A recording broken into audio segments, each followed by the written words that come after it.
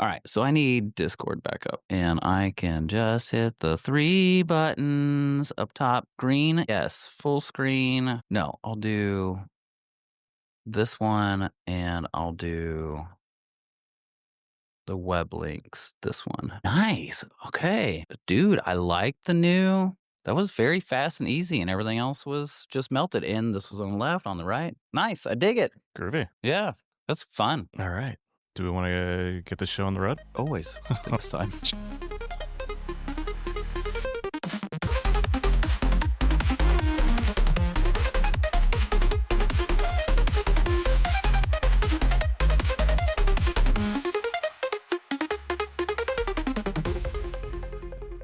Jump for joy, all you Jovian Jackrabbit jockeys. You've made it to episode 36 of the Geeqoid Podcast. And do we have a show for you today? Jarrad, you want to give the audience a little bit of a appetizer? Yeah, absolutely. So in this episode, we're going to be talking about more video game IPs coming to board game fans. I'm a personal fan.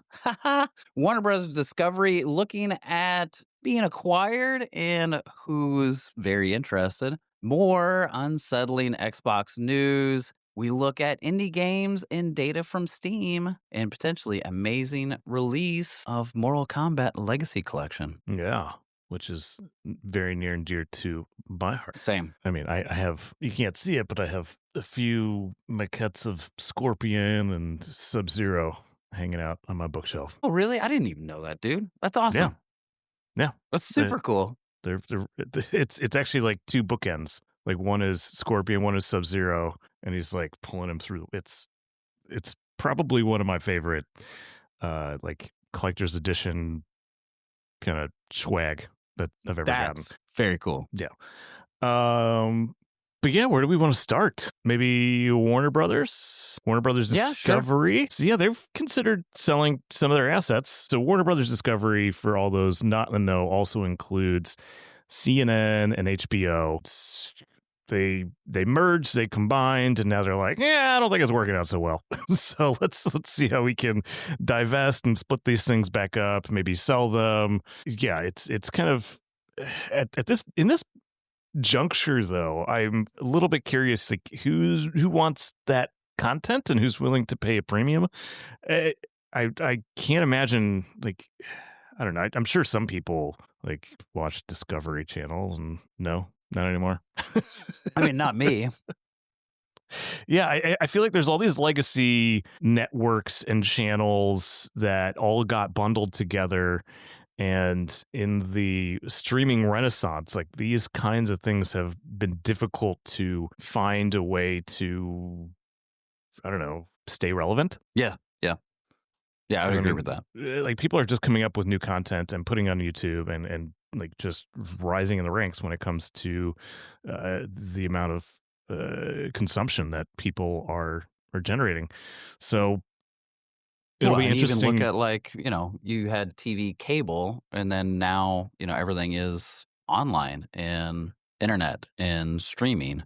So even like, what's that doing? Like with Jimmy Fallon, Jimmy Kimmel, Seth Meyers, Stephen Colbert, they get more revenue and views from their YouTube clips than somebody watching on NBC and ABC. Let's face CBS. it. I mean, like, the amount of people watching late night television has gone down significantly. Also true. Yeah. So yeah, we'll see how this shakes out. But similarly, Paramount is going up for sale. Am I reading that correct? No. Paramount, which was bought by Skydance back in August of this year for $8 billion, just offered Warner Brothers $58 billion to acquire them. There's no news if it would just be Warner Brothers and HBO, or if they would throw in Discovery and CNN, which is interesting because Netflix, what was it? Paramount used a certain firm, Moelis & Co., Moelis & Company. And so Netflix went to them of like, hey, you guys seem to figure out this acquisition. What about if we use you to figure out the acquisition for Warner Brothers? And However, they were explicit to say that they are only interested in the movie and TV side of it, which would be HBO and Warner Brothers. I mean, of all the different groups, I would argue HBO is probably one of the most coveted catalogs. Especially for TV shows. I mean, their TV shows have been, Sopranos, just to name so many one. decades of just racking up Emmy after Emmy after Emmy. I mean, it's a lot of content there. But I think they showcase that you can make high-grade, high professional, multi-million-dollar viewer watching experiences, but on a TV where everybody else was like, no, if we're gonna do something, it's gotta be a movie. HBO, I think, blew that out of the water, like you said, decades ago. Yeah, and it's only gotten so incredibly competitive. I just Netflix thought coming on the scene. Not Mortal Kombat, that's on my screen right now, but Harry Potter, which has its own, other situations going on. With that said, HBO is putting a lot of money into it. What if that, like Stranger Things, what if that was a Netflix series on their system, on their platform? It would be pretty bonkers, man. My only curiosity is, I think how I'm going to put it, is how Netflix puts out 70, original movies and TV shows, and they don't care how many win. They get, one or two that are just like huge bangers. I think they're looking at numbers. Care, but they're very much a data-driven business. Right. And they're maximizing for certain KPIs, key performance indicators that drive the bottom line of the business. So I think the accolades and the awards are just gravy on top, but they're not in it for that. Right. And that would be my only fear if they go down the similar hole they're going down, is that they buy it, they have a library, but we're looking for new theatrical releases. They're just now putting their toe in the water. Frankenstein, which is coming out November 5th on Netflix, does have a limited release to certain theaters, and then they've done a couple more that I can't remember right now. They've done a couple, but it's been within this year and a little before.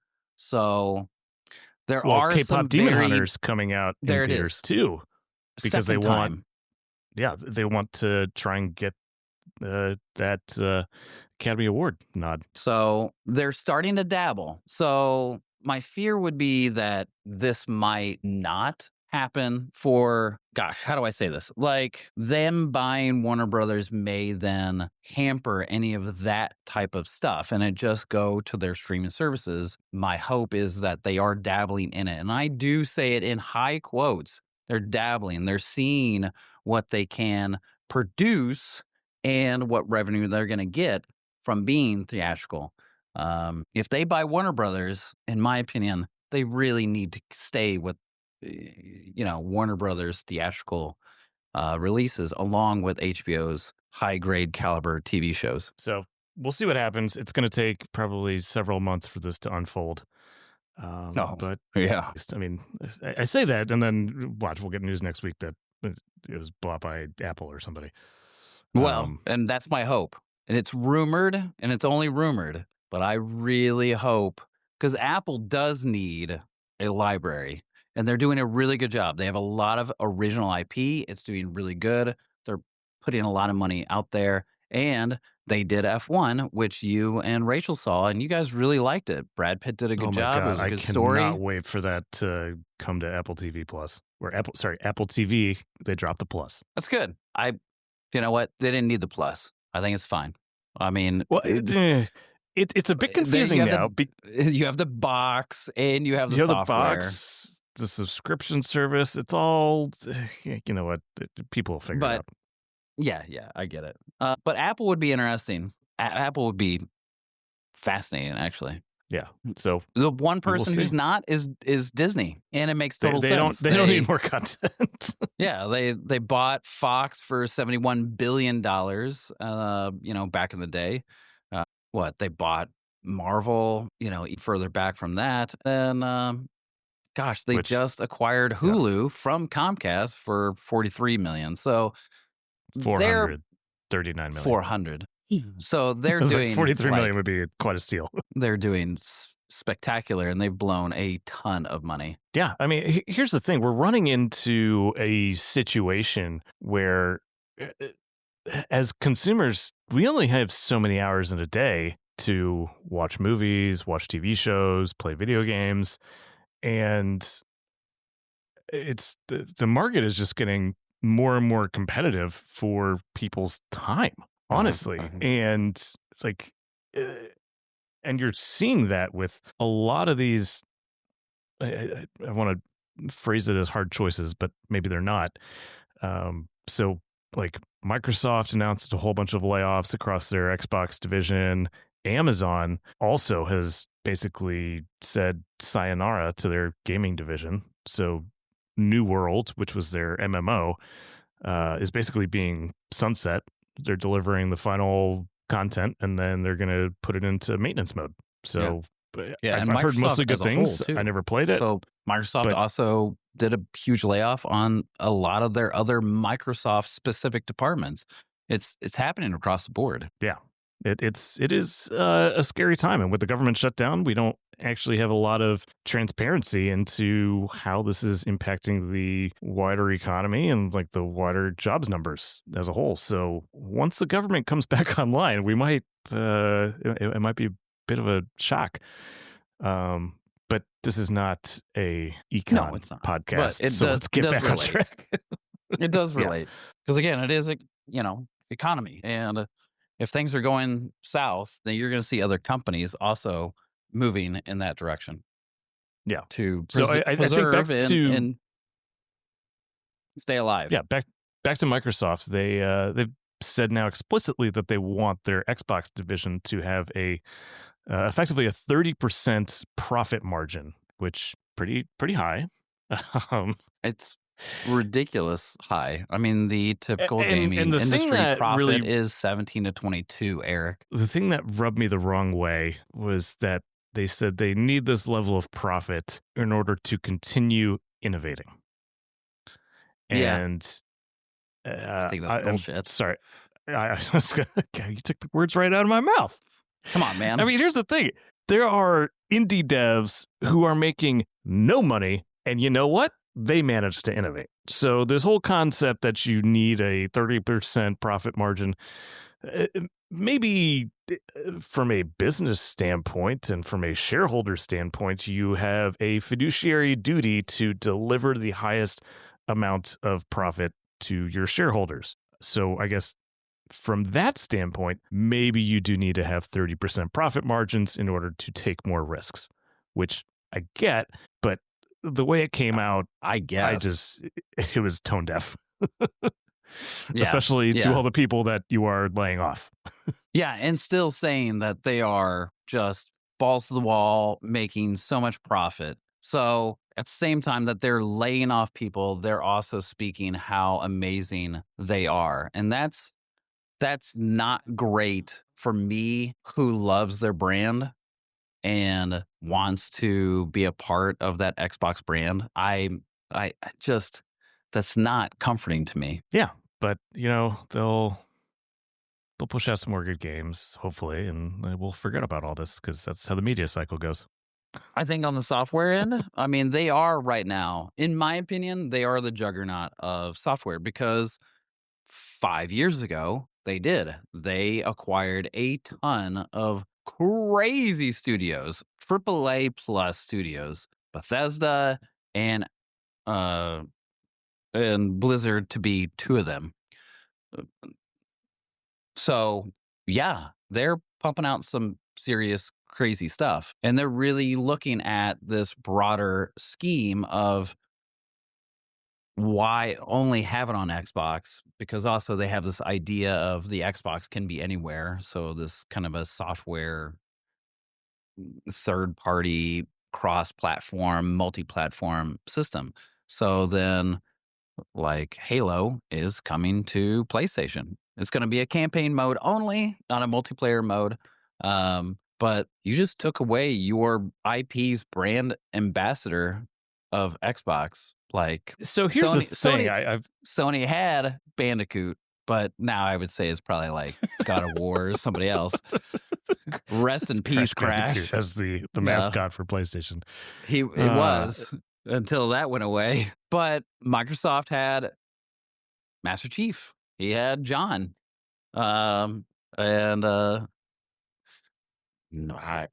John's doing a little bit of checking out other things now too. And honestly, I'm surprised it's taken this long.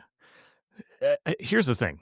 When the games industry started, there was this whole concept around you build the platform and you get a royalty fee for every game that is sold on your console.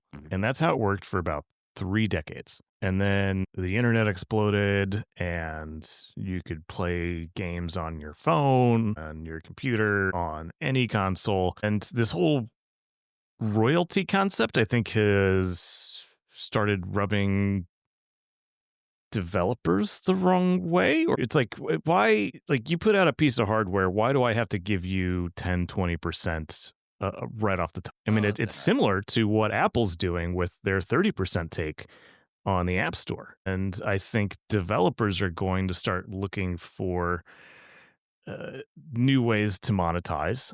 It's like, we talk about how you want to have this 30% profit margin, but if you're already giving away 10, 20%, 30% to the platform, then it's like, holy crap, like you really have to make a lot more to pad your bottom line. So, and that's why companies like Unreal or Epic, I'm big fans of the way they try and decrease that overhead, especially for small indie devs. And it's interesting that the bigger corporations are now looking at that now too. Like, we could make royalties off of PlayStation. We could make royalties off of Switch. And so, and long story short, Xbox, in my opinion, is going towards the route of Sega. We can maybe slim down our hardware and or potentially stop hardware and have these studios that we've already acquired. They're already making us money. They're already doing good titles. They have brand recognition. And you know what? We'll make money off that. And they're going to go more the Microsoft route of like, we're going to then continue just pumping out our PCs, and then we'll make software ports that can work cross-platform with the rest of our other existing hardware. The console war, I think, which is silly, by the way, that fucking terminology, but is I mean, GameStop declared the console wars over, and then the White House got in and also tweeted, which is did not have that on my 2025 bingo card. Yeah. Yeah, IGN also called it out, saying like the console wars is done, and even to the point that they're like, "What do we do with our Xbox podcast?" They're like, here's more bad news on your weekly Xbox update. I mean, even the CEO of Microsoft, which is really hard to say his name, and so I apologize as I butcher it. Satya Nadella.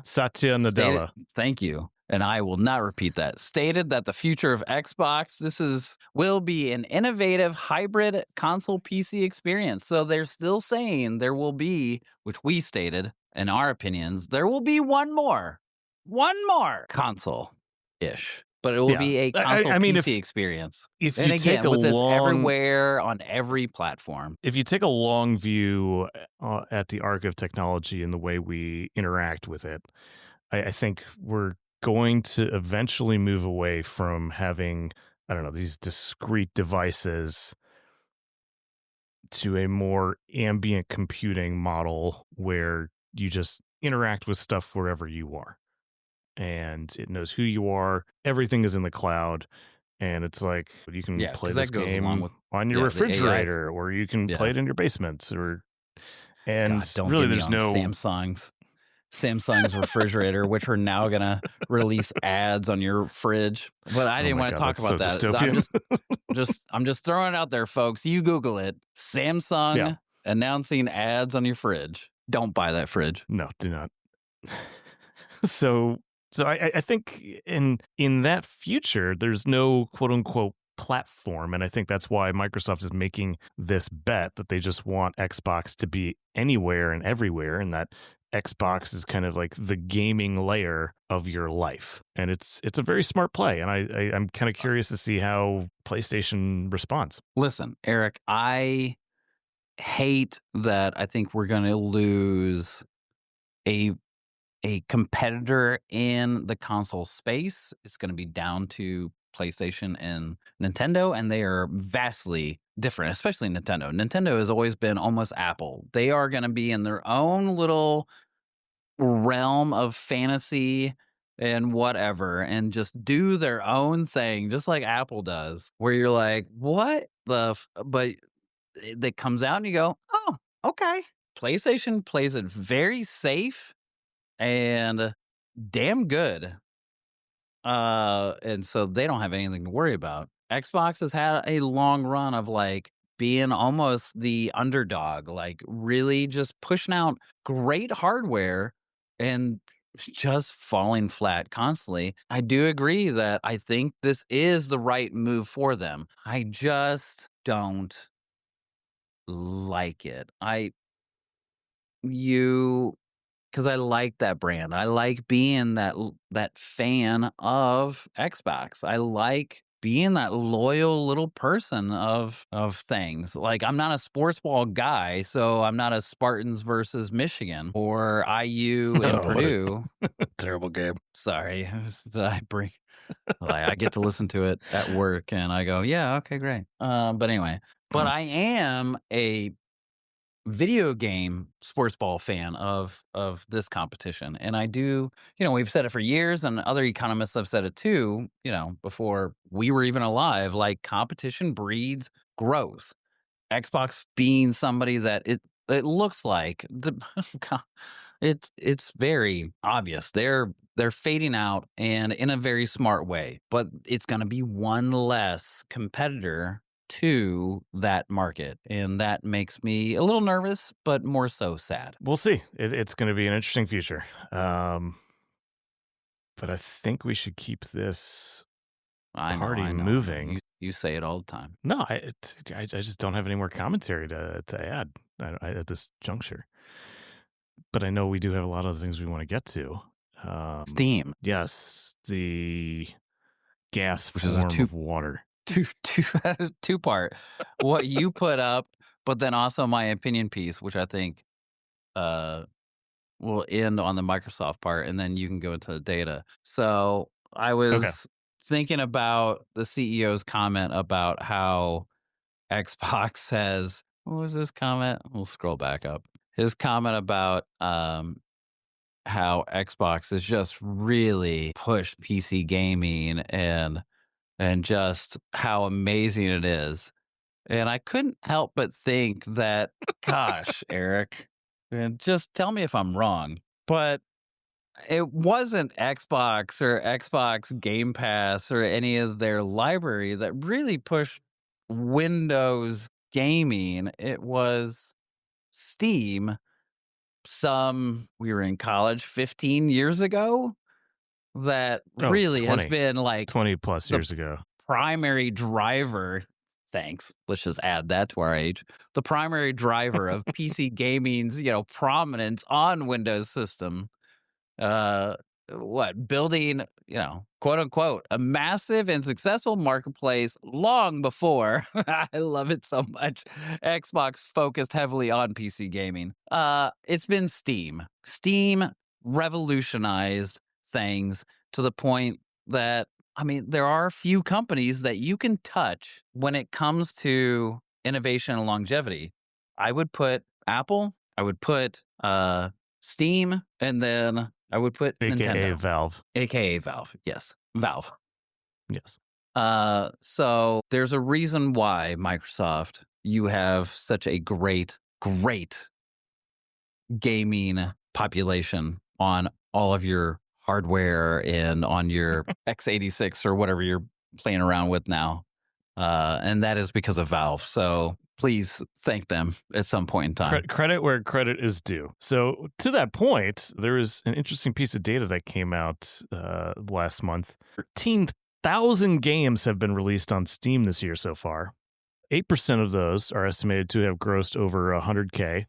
40% of those did not see a return on their $100 release cost. So if you didn't know, in order to release a game on Steam, you have to pony up a Ben Franklin in order to be on the Steam marketplace. So that was so good. I was like, Ben Franklin. I had to think about it. I was like, oh, that's clever. Who's Ben? So that's thousands and thousands of games that just appeared and just didn't go anywhere. And quick note. I'd like to... quick note and thought, App Store. It's the same idea. App Store. I'm sure it's... I would say they're the second biggest as Steam. And there are thousands of games. I think the App Store is bigger than get Steam.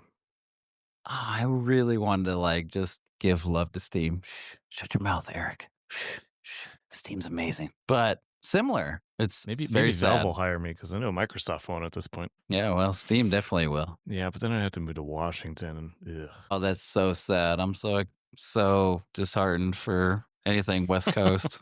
Oh, sad panda. You'll make enough money. Yeah, I mean, you could fly your families out. You're like, dude, I need a babysitter. That's fair. Look at me started. This kid's just...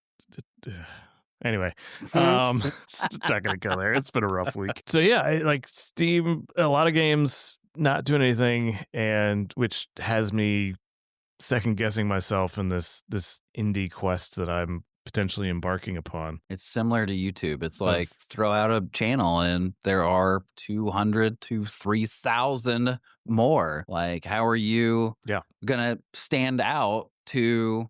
I would say even above. 5 years ago. Yeah, 5 years ago, I would say it was different. And then 5 years ago before that, I would say it was different. COVID really amped things up to a whole new level. Oh, it changed the landscape. So you're at home, you're not doing anything, and then all of a sudden you are cranking out a game or a YouTube channel. Yeah, dude. It's nuts. Yeah. So I don't know. I'm going to document my journey once I get off the ground. I'm still elbows deep in a lot of Sports Shooting Depot stuff at the moment. It's so weird. So I will say to Erik, who we just got a delivery of 20 plus rifles. Okay, whatever. I will say to other people who are listening and to Erik and to me, like, I want to restart my YouTube channel. I actually had 3 people after comments subscribe to my channel, and then they comment afterwards. They go, you haven't put anything up in 3 years. And I was like, listen, it's been a rough 3 years. I moved away from where I wanted to. The content that I want to make isn't really in this state, unless I want to do gear reviews, which I don't. I buy it, I research it, but I don't think I would be good at talking about it. I mean, you guys listen to me on this podcast. I can barely talk about, pop culture shit. But even for you and me, and this is my one thing, and that is still do it. It's not going to this is so disheartening to even throw it out there. It's not going to make any money, but do it. Because if you don't do it, then you have it always like, I wonder. So that bitter regret. Yeah, shoulda, coulda, woulda. That's really what it is. It's the bitter regret. And, I'm planning on moving back to Colorado. Yeah. So I'm going to do it anyway. Because I still, in the end, I think also, and this is make money and be famous and whatever. I really enjoy money. I really enjoy it. It is a creative outlet that I don't do in other ways. And I love what I do on the video and audio and editing, and I love it. If somebody would pay me to do it, that would be rough, and it would take a minute to get up to whatever probably level they want.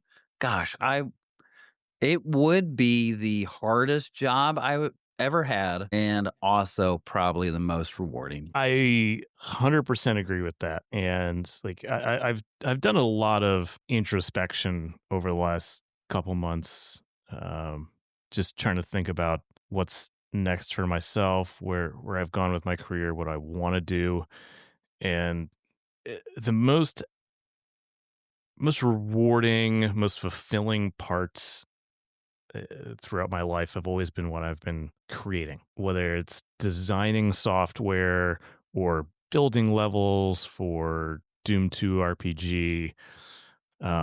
It's always that creation, and I think that's what I need to get back to, and that's part of like why I love doing this with you is that we're creating. I mean, yeah, it's just two old farts talking about pop culture and games and whatnot, but it's, you read my mind. we're creating something, we're putting it out there. Yeah, and I think that's whatever comes next for me professionally. I want to make sure that creation is a part of it, and instead of chasing a paycheck, I need to maybe chase passion, even if it doesn't pay as much. And believe me, folks, like it'll take twice as much work, twice as many hours, twice as much time in a studio or elsewhere. And so that will have its own pitfalls on personal or family life. I would be, especially with my wife, I would be willing and I think able to take that risk on. Yeah. So TBD. I'm hoping to have stuff personally kind of I'm focused on next year transitions. Well, I mean, I have another kid coming. That's why we took a week off, because Jarrad was camping and I was having a gender reveal. I'm having a baby girl. Yes! In April/May. Yes! I'm so excited. Yes. I'm terrified. My brother, I'm he snagged fucking excited. I didn't want you to have a boy. My brother dude. snagged a. Just personally, I was like, dude, you need a girl. Rachel needs a girl. Oh God. And she's gonna be like, fuck you. Yeah, And I'm like, I'm sure she'll love it. So my brother snagged a picture of me during the gender reveal, where apparently my face is just like absolutely terrified. It's like, oh, he's excited. Oh, that's an X. We both thought it was going to be a boy. Looking for a Y. Looking for a Y. No, I got an X. Oh, okay. Yeah. So even more change coming in my life, and congrats. Thank you. I'm so excited you're having a girl. I was excited you're having a kid. In the end, I talked all kinds of positive, negative of like, what if? I knew you guys were still going to, but having a girl, dude, I think is going to be so awesome. In my personal opinion, you guys are going to be like, holy shit, Jarrad, go fuck yourself. But I don't think so. I think it'll be great. Diversity, bitch. We need more diversity. Yeah, I'm excited. And, I think I'll do a good job of playing the intimidating dad. She'll be so stupid at it, dude. Age. I'm just calling you right now. Hey, hooga booga, and then your kid is going to look at you because she is going to be you, and she's going to be like, whatever, because she's going to have the same mentality and be like, yeah, I say that and think that all the time too. Stop. And you're like, listen, I'm really trying here. But I mean, 10 o'clock. And she's like, yeah, 11. But in 15, 20 years, like, she'll bring a guy home and be like, hi, nice to meet you. What do you do? Be like, I sell guns on the internet with my Russian business partner. I hope not in the future, but whatever makes you money, bro. You can still move west. What, do you think I'm just going to stop? No, not at all. Oh, like, yeah, totally. You've been doing this because, like, it's got to be making you profit. So, like, no, you're not. Oh, I personally have done nothing but lose money, but we hope to change that. This is a passion. This is the ultimate passion project. Moving on. Yes, moving on. We got some board games to talk about. Board games, but I like video games, Erik. But what if? Okay. Well, do we have any video games to talk about? But what if video games were board games? Gotcha. Oh, I see what you did there. That was clever.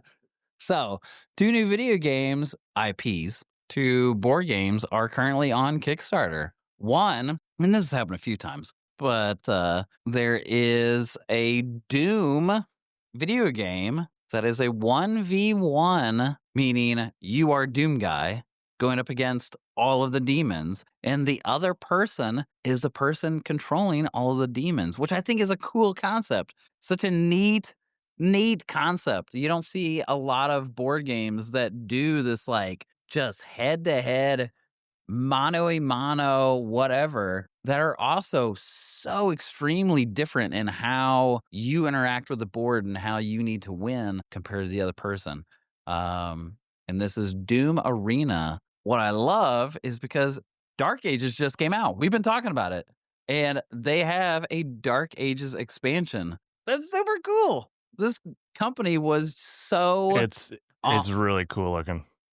On the they were totally with the publisher with this game. Oh, by the way, developed and published by Chris Birch specifically, and Motifius Entertainment out of the UK.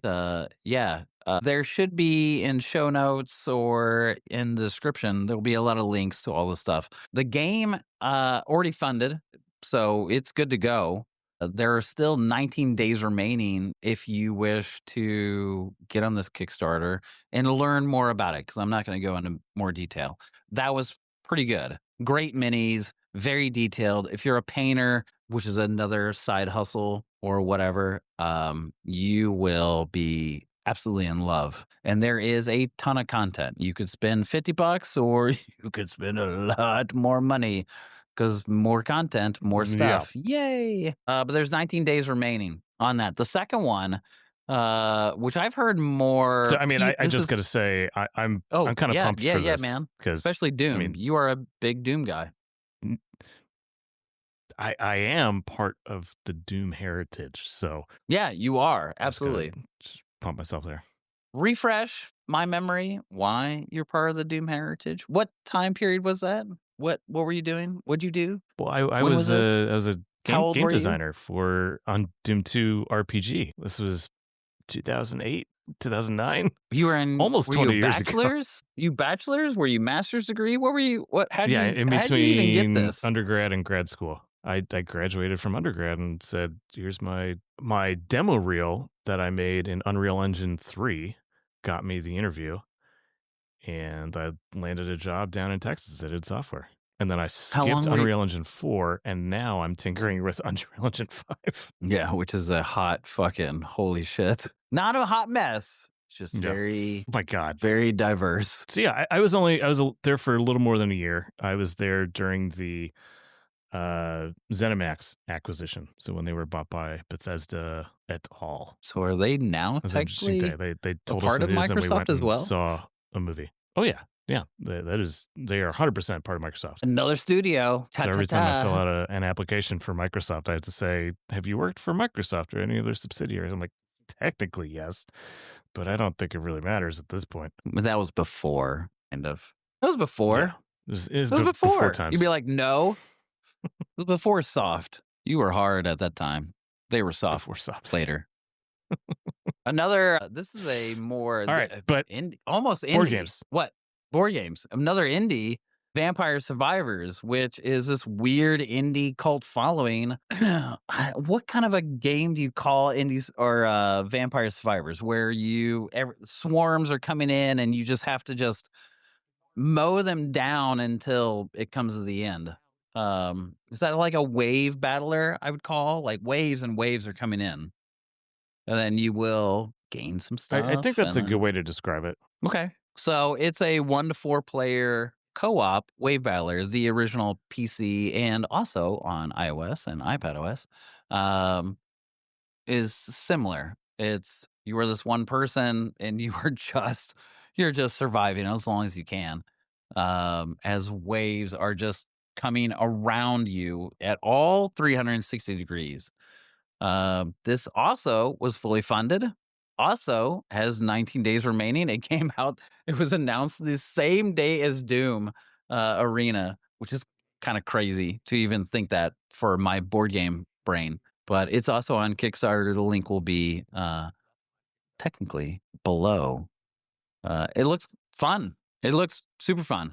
I like the idea that it's not a solo one-man version. It's a co-op, and you still, from what I've seen, you get all of this crazy tension, even with 4 people, that you're being surrounded and you all have to work together to get your upgrades and keep these waves of demons and whatever away from you. Gray Fox Games is the one who developed it. I have a huge passion and love for Gray Fox Games. They've made countless amazing games. One of them being Champions of Midgard, one of my favorite. And so, side note, you guys should check that game out. The last one, Yeah, I'm Elder digging Scrolls the artwork. For which one? Well, the minis Vampire are Survivors. definitely Vampire Survivors and Doom are like, aside from the minis, like all the art is very kind of that 8-bit style, so a little pixelated and whatnot, and it's kind of cool. Very reminiscent to how the game looks. The game is very, like, I would say low res or low bit. It has that kind of retro feel. Doom is very much like minis, map, board, you versus me, let's go. And it is very much, it looks like almost football. It's you on one side, me on the other, and let's get it. Where I do like, it's a small board on Vampire Survivors with these very thick, huge, thick, chunky cardboard tiles, which I'm a huge fan of. Just that nice feel, that robust feel. It reminds me of Catan. Yeah, but like if Catan was like, you could also flick a die or a tile at somebody and knock them out. Yeah. And my last one is Elder Scrolls. I didn't even know about this until this expansion, which technically is this is their second expansion. So Chip Theory Games is renowned for making super high grade, high production value board games. And they have a very specific regimen. Their cards are all PVC. All of their boards are like mouse pads. And a lot of their characters are represented as casino chips. And their life meters are even like a stack of chips, and as you knock somebody down in life, you'll actually be physically removing those chips instead of marking down on paper or on your phone or whatever. They have a very specific style that has worked for them for I don't know, 12, 15 years now. And they made this huge gigantic box for Elder Scrolls, and it's called Elder Scrolls Betrayal of the Second Era.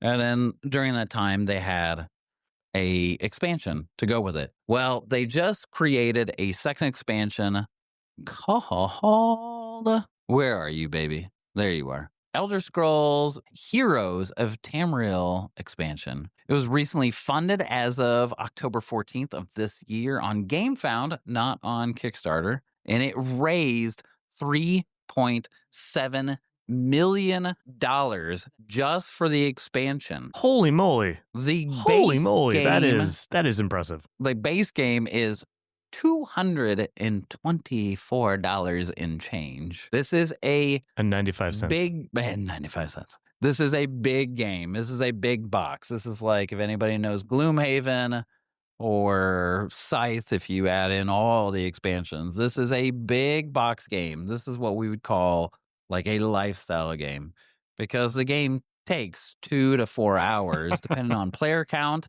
and scenario or campaign you're playing, to play. But it has the greatest reviews I have ever seen in a very long time, because people were getting away from long, complicated games. But dude, you talk about Bethesda, you talk about Elder Scrolls, one of the, like, this is an evergreen video game. I mean, still to this day, like, people are still playing Elder Scrolls. It's just bar none. And that game's been out forever. Yeah. And this board game is showing that love, and even those who don't know Elder Scrolls, this game is showing how good they implemented Temrail into playing on your table. It looks really sharp, and I will probably never buy it, but clearly plenty of other people have decided to throw in their chips. Yeah, I won't buy it either because I don't have the crowd. This is a game I would love to play, absolutely love to play. The price point hurts first and foremost. And then secondly, like this is, you're not like playing a game and then going to watch a movie or somebody goes home. Like you're playing this game all night long and then they go home.